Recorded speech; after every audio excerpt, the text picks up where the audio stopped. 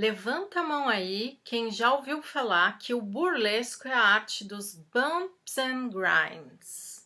Você vai ficar sabendo hoje os mistérios por trás da arte do bump and grind.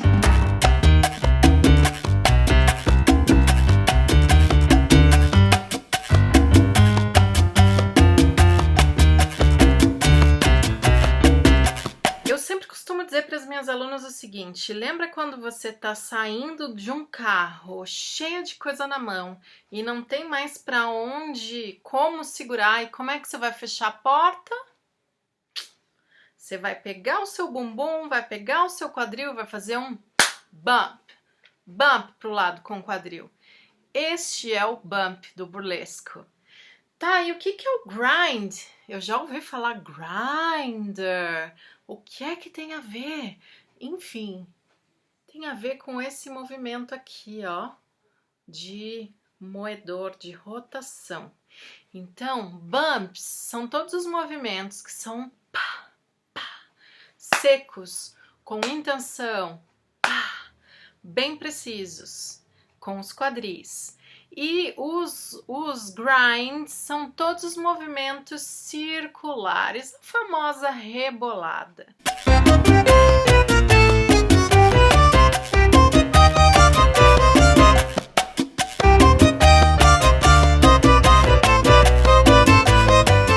A gente tem bumps para todos os lados, para trás, para um lado, para o outro, para frente. Sim, que lembra a nossa famosa sarrada, mas é um bump para frente.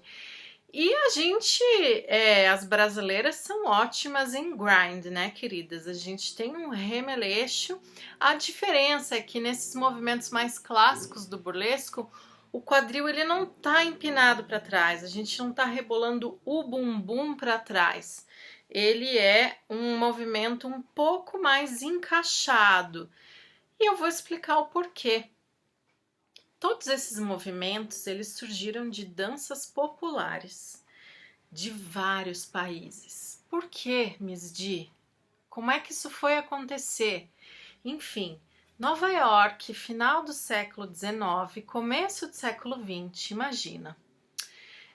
Era uma cidade muito multicultural, muito mista, que estava chegando vários imigrantes de vários lugares do mundo, fugindo até dos contextos pré-guerras. E os contextos, às vezes, de fome ou miséria ou simplesmente senso de aventura. Ah, existe um novo mundo? É para lá que eu vou. Então, você sabe, né, que as burlescas têm essa vertente de aventura, não é por acaso, porque as vovós delas, tudo que deu origem ao burlesco surgiu assim, surgiu de riscos e de multirreferências multiculturais e de você dar um passo além daquilo que é sua zona de conforto. Enfim, então chegaram pessoas de várias etnias, de vários lugares, e a gente também tem que lembrar que Estados Unidos, século XIX, iniciozinho do século XX, apesar de já ter acontecido, né, a abolição da condição da escravatura, o sul e o norte ainda eram bem desiguais, né? Então, várias também afro-americanas saíam do sul e iam para o norte. Então, Nova York virou um caldeirão de culturas afro-latinas, afro-americanas, latinas vindas, sei lá, do México, mas também vindo, por exemplo, da Espanha, Oriente. Então, por exemplo, essas danças que depois vai se chamar, por exemplo, dança do ventre nos Estados Unidos, que eram danças populares, né, do Oriente Médio, elas também chegaram nessa mesma época. Então, imagina um caldeirão de movimentos que nenhum vem de uma cultura branca europeia. Então, esse caldeirão de culturas pensa sim no flamenco, pensa nas danças negras, pensa nas danças latinas todas. Esses movimentos de quadril dão origem aos bumps and grinds. Essas mulheres, elas não tinham assim treinamento de dança clássico, muito pelo contrário, elas eram muito fora do padrão, populares. Então esses movimentos eram feitos por pessoas que estavam vivendo isso. Então o burlesco ele tem esse espírito.